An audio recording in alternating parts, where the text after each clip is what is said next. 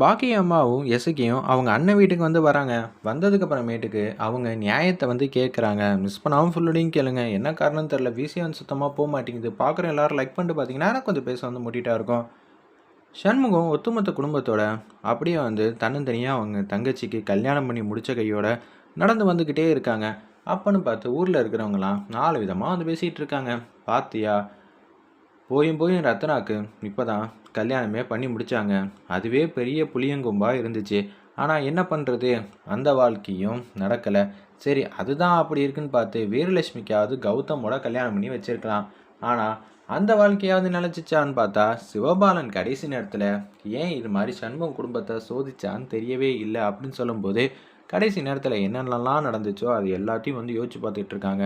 அந்த இடத்துல நம்ம சண்முகம் செமையாக வந்து வைகுண்டம் மேலே வந்து கோவப்படுறாங்க. வைகுண்டம் வந்து மனசில் வந்து நினைக்கிறாங்க, ஒருவேளை வீராக்கு நல்லது நடக்கிறதுக்காக நம்ம தான் சண்முகத்தை தடுத்து நிப்பாட்டணும், பின்பக்கமாக இருந்துன்னு கண்டுபிடிச்சிருப்பானோ. சேச்சே, இவெல்லாம் நிதானமாக யோசிச்சிருந்தா அப்பயே கேட்டிருப்பான். இவ்வளோ நேரம் கழிச்சா வந்து கேட்க போகிறான் அப்படின்னு சொன்னோன்னே அப்படியே வீட்டு வாசலில் வந்து நிற்கிறாங்க. சரி சரி செல்லகனி, கதவை துற, எல்லாம் வந்து பார்த்துக்கலாம். அப்பா, நீ பேசுறது எதுவும் சரியில்லை. எதுவாக இருந்தாலும் உள்ளே போய் பேசிக்கலாம். இங்கே வாசல் நின்று பேச வேணான்னு பரணி சொன்னோன்னே கதவு திறந்துட்டு அப்படியே வந்து உள்ளே வந்து போகிறாங்க. அம்மா, என்னம்மா என்னை சோதிக்கிறியா? பாக்கியம் சொன்னதை நிறைவேற்றி பண்ணி கொடுத்துட்டியா அப்படின்னு சொல்லி அந்த இடத்துல வந்து ஆதங்கப்பட்டு பேசுகிறாங்க. ஏய், என் சூடாமணி ரொம்ப நல்லவடா, அவள் ஆசைப்படி தான் நடக்கும் அப்படின்னு சொன்னோன்னே சண்முகம் செமையாக வந்து கோவப்பட்டு கண்ணா அப்படின்னா திட்டுறாங்க. நீங்கள் எல்லாரும் தானே எசக்கிக்கு ஆதரவாக வந்து இருந்துட்டீங்க. எனக்கு நல்லா தெரியும்ப்பா, நீ கடைசி நேரத்தில் என்னென்னலாம் பண்ணனு. உன் மனசாட்சியை தொட்டு சொல்லு. வீராக்கு நீ சிவபாலனை தான் பேசி முடிக்கணும்னு முடிவு பண்ணிட்டியா? உன் தங்கச்சிக்கு சாதகமாக வந்து நீ முடிவு பண்ணிட்டல. என்னால் இதை ஜீர்ணிக்கவே முடியல. என்னடா என்னென்னமோ கேட்குற? அப்படி கடைசி நேரத்தில் என்ன நடந்துச்சு? சும்மானு வந்து கடுப்பேற்றாமல் இருப்பா. அப்பாவாச்சேன்னு பார்க்குறேன். நீ தானே நான் தடுக்கலான்னு போகிறப்ப பின்பக்கமாக நின்று என்னை தடுத்த. அப்படியெல்லாம் இல்லைடா, என் தங்கச்சி சந்தோஷப்படுவான்னு சொல்லிட்டு நீ உன் தங்கச்சிக்காக நிற்கிறல்ல, அதே மாதிரி தானே நானும் என் தங்கச்சி மேலே அன்பு பாசம் வந்து வச்சுருக்கேன். என் தங்கச்சி கேட்டு நான் இல்லைன்னு சொல்லுவேனா? வீரா வந்து செம்மையாக வந்து கோவப்படுறாங்க. அப்பா, என்னப்பா நீங்கள் இப்படி பண்ணி வச்சிட்டீங்களே, எப்போ பார்த்தாலும் நீ அண்ணன் பேச்சை தான் கேட்பியா? உனக்கு நல்லா தான் வாழ்க்கை வந்து அமைஞ்சிருக்கு அப்படின்னு நம்ம வைகுண்டம் வந்து பேசிகிட்டு இருக்கிறப்ப யோசிக்கிறாங்க பாக்கியமும் நம்ம இசக்கியும். சரி, நம்ம அண்ணன் வீட்டுக்கு போயிட்டு வந்துடலாம். என்ன சொல்கிற? ஆமாம், உன் அண்ணன் வீட்டுக்கு நீ வா, ஏன் அண்ணன் வீட்டுக்கு வா. நம்ம 2 பேரும் போய் சண்முகத்துக்கிட்டேயும் வைகுண்டத்துக்கிட்டேயும் கேட்கலான்னு சொல்லிட்டு பாகியமும் இசக்கியும் அங்கே வேகமாக வந்துக்கிட்டு இருக்காங்க.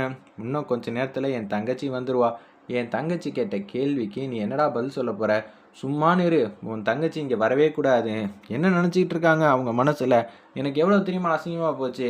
அட்லீஸ்ட் கௌதம் கூட கல்யாணம் நடந்திருந்தா கூட நான் நிம்மதியாக இருப்பேங்கிற மாதிரி சொல்கிறாங்க. டேய், எது நடக்கணுமோ அதான்டா நடக்கணும். நடந்த விஷயத்த மாற்ற முடியாது. உன் தங்கச்சியை என் தங்கச்சி வீட்டுக்கு அனுப்பிச்சிக்க போறியா இல்லையா? சும்மானு இரு. ஆல்ரெடி அந்த சவுந்தரபாண்டி வாய்க்கு வந்ததெல்லாம் பேசிக்கிட்டு இருக்கான். இப்போ இது வேற பேசியானோன்னே அப்படியே 2 பேர் மாசா வந்து நிற்கிறாங்க.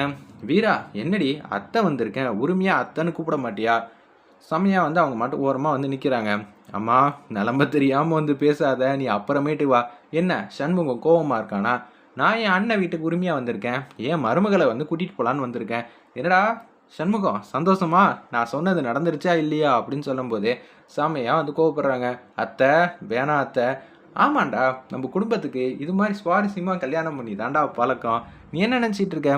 வீரா, வா போகலாமா அப்படின்னு சொல்லும்போது எதுவும் சொல்லாமல் மௌனமாக நிற்கிறாங்க. நானும் எவ்வளவோ பேசி பார்த்துட்டேன். சண்முகம் வந்து என்ன சொல்லுவானே தெரியாமல் நிற்கிறோம் அப்படின்னு சொல்லும்போது இப்போ என்ன முடிவா சொல்கிறேன்? முடிவாவா? நீ இங்கேருந்து போகலாம். இல்லைன்னு வச்சுக்கேன், நான் என்ன செய்வேன்னு எனக்கே தெரியாது. சரிடா, நான் ஆரம்பத்துலேருந்து சொன்னது தான் இப்பயும் சொல்கிறேன். சூடாமணி வந்து அவங்க முன்னாடி வந்து நிற்கிறாங்க. சண்முகம் இப்போ கோவமாக இருக்கான். அப்புறமேட்டுக்கு போ. நீ எல்லாத்தையும் வந்து நல்ல விதமாக வந்து பார்த்துக்க. 2 பேரும் கூடிய சீக்கிரம் சேர்ந்து வாழ்வாங்கங்கிற மாதிரி சூடாமணி வந்து பேசுகிறாங்க. சரி சரி, என் அண்ணியே உத்தரவு கொடுத்துட்டாங்க. உன் கூட இப்போ சண்டை போட வேணான்னு சொல்லியிருக்காங்க. ஏய், அறிவழகன் மாப்பிள்ளையே நல்ல விதமாக வந்து வெளியில் கொண்டு வாடா. நான் முத்துப்பாண்டிகிட்ட வந்து பேசுகிறேன், சரியா? நீ அந்த வாழ்க்கையை வந்து சரி செய். 2 பேருக்கும் கூடிய சீக்கிரம் நல்லபடியாக வந்து வாழ்க்கை வந்து அமையும். வீரா, உனக்காக சிவபாலன் காத்துக்கிட்டு இருக்கான், சரியா? நீ எதுவும் கோவப்படாத. மருமகளே, நான் அப்புறமேட்டு வரேன். உன் அக்கா என்னடி கூப்பிட்டா வரவே மாட்டேங்கிறா? எசுக்கி, உன்னை போலலாம் உங்கள் அக்கா இல்லை போல அப்படின்னு சொல்லி அந்த இடத்துல பேசும்போது எசுக்கி, உன் அக்காக்காரிக்கு ஏதாவது 4 வார்த்தை நல்லதாக சொல்லுன்னொன்னே, அண்ணே நவுருண்ணே, நான் எங்கள் அக்கா கிட்ட வந்து பேசணும். வீராக்கா நீ நல்லா இருக்கா, நிச்சயம் அந்த வீடு உனக்காக தான் 24 மணி நேரமும் காத்துட்ருக்கு. அண்ணன் பேச்செல்லாம் கேட்கணும்னு அவசியமே இல்லை, கேட்ட வரைக்கும் போதும் சரியா? அண்ணன் நான் வரேனே, அப்புறமேட்டு உன் கோவம் தணிஞ்சோன்னு சொல்லு, நான் வந்துடுறேன்னு சொல்லிட்டு எஸ்கே மட்டும் போகிறாங்க. பாக்கியமோ, ஏய் 2 பேரும் அப்படியே போயிடுங்க, திருப்பி இந்த பக்கம்லாம் வரவே கூடாது. ஏய் வருவோம்டா, நாங்கள் அப்புறமேட்டு வரோம், எங்களுக்கு வேலை இருக்குன்னு சொல்லிட்டு அவங்க மாட்டுக்கு வீட்டுக்கு போகிறப்ப, என்னடா உன் பொண்டாட்டியும் மருமகளையும் காணோம், எங்கே போயிருப்பாங்க? ஐயா எனக்கு ஒரே ஒரு சந்தேகம், ஒருவேளை நம்ம வீரலட்சுமி அண்ணியை கூட்டிகிட்டு வந்துட்டாங்கன்னா? என்னது அண்ணியா? ஆமாம், நான் ஐயான்னு தானே கூப்பிட்டுட்டு இருக்கேன், சின்னையா.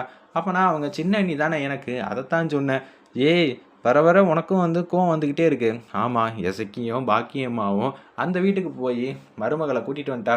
நீங்கள் சொன்னதை விட அவங்க சொன்னது தான் நடந்திருக்கு. கடைசி நேரத்தில் சிவபாலனே வந்து இல்லைன்னு நினச்சோம், ஆனால் அவங்க சொன்னது தானே சாதிச்சாங்க. கேஷுவலாக வராங்க.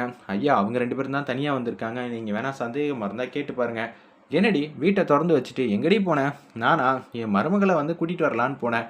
உன் பையனுக்கு கல்யாணமே ஆகலையே. என்னங்க சொல்கிறீங்க, இப்படியெல்லாம் பேசிகிட்டு இருக்கீங்க? உங்கள் பையனுக்கு கல்யாணம் ஆகலையா? உங்கள் முன்னாடி தானே வந்து ஜாம்னு வந்து தாலி கட்டினாங்க, அதுவும் உங்களை தள்ளி விட்டுட்டு. என் மருமக மாதிரியே தாலி கட்டியிருக்கான்ல. ஏய் சண்முகம் மாதிரியே சிவபாலனும் என் பேச்சை கேட்காம இது மாதிரி பண்ணியிருக்கான்ல. என்னையும் நினச்சிட்டு இருக்கீங்க? எப்படி இருந்தாலும் வீராவை இந்த வீட்டுக்கு வர விட மாட்டேன், வீரலட்சுமியை அப்படின்னு சொல்லும்போது, கண்டிப்பாக அவங்க இங்கே வரதான் செய்வாங்க.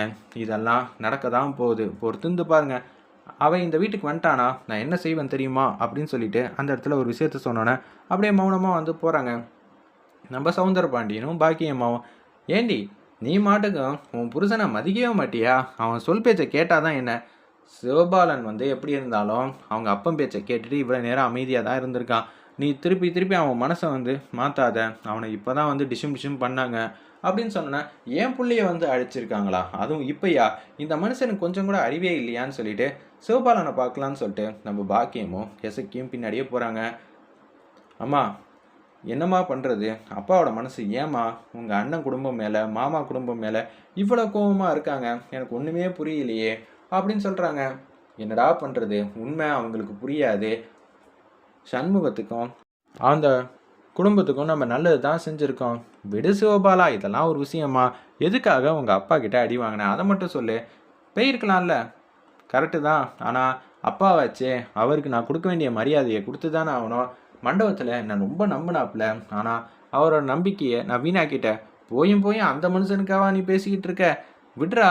அந்த மனுஷன் கோவப்பட்டாருன்னா, அதுவும் எங்கள் அண்ணன் குடும்பத்து மேலே கோவப்பட்டாருன்னா நீ நல்ல முடிவு தான் எடுத்திருக்க, அதனால தான் அவர் அப்படி கோவப்பட்டுட்டு இருக்காருன்னு சொல்கிறாங்க. சரி சிவபாலா, நான் போய் வெந்நீர் வச்சு எடுத்துகிட்டு வரேன். அத்தை சிவபாலனுக்கு ஒத்தரம் கொடு. அதெல்லாம் ஒன்றும் வேணாம் அப்படின்னு சொல்கிறாங்க. நீ எங்கம்மா போயிட்டு வந்த? எல்லாம் உன்னோட பொண்டாட்டியாக பார்க்கலாம் தான் போனேன் அப்படின்னு சொன்னோன்னே லைட்டாக வந்து சிரிக்கிறாங்க. அவங்க என்ன சொன்னாங்க? இப்போ தான் வந்து சிவபாலன் மூஞ்சில் கலையே வந்திருக்கு அப்படின்னு சொல்லி க்யூட்டாக அழகாக வந்து நம்ம எஸ்சிக்கு வந்து கலாய்க்கிறாங்க. நீங்கள் வேற அப்படின்னு சொல்லி புதுசாக அதுவும் பேசாதீங்க நீ. சரி சிவபாலா நீ ரெஸ்ட் எடு, அப்புறமேட்டு வரோன்னு சொல்லிட்டு அங்கேருந்து 2 பேரும் வந்து வராங்க. எல்லாம் சரியாயிடும் சிவபாலா, நீ எதுவும் நினச்சிக்காதுன்னு சொல்லிட்டு வெளில வராங்க. என்ன நடக்குதுன்னே தெரியல. மருமகளோட பையனையும் பொண்ணையும் சேர்த்து வைக்க வேண்டிய நேரத்தில் இப்படியெல்லாம் வந்து சண்டையும் சச்சரவுமா இருக்குது. அது எல்லாத்துக்கும் ஒரே காரணம் தான் அத்தை. கண்டிப்பாக அறிவழகன் வெளில வரணும். வெளில வந்ததுக்கப்புறம் தான் எதுவாக இருந்தாலும் நல்லது நடக்கும் அப்படின்னு சொல்கிறாங்க. சரிம்மா பொறுத்திருந்து பார்ப்போங்கிற மாதிரி பாக்கியிலேருந்து எல்லாம் பேசிகிட்டு இருக்கிறப்ப, அத்தை மாமா ஒத்துப்பாரா? ஒத்துக்கலைன்னா அடுத்தது அவர் என்னென்னலாம் வந்து நடக்கும்னு அவருக்கே நல்லா தெரியும். ஏற்கனவே வந்து அவரை டிஷும் பண்ணோம்ல. ஆமா அத்தை அப்படின்னு பாக்கியம் வந்து அவங்க புருஷனை அடித்ததை பற்றி யோசிக்கிறாங்க. நிச்சயம் அவர் மனசு வந்து மாறுவார் அப்படின்னு சொல்லி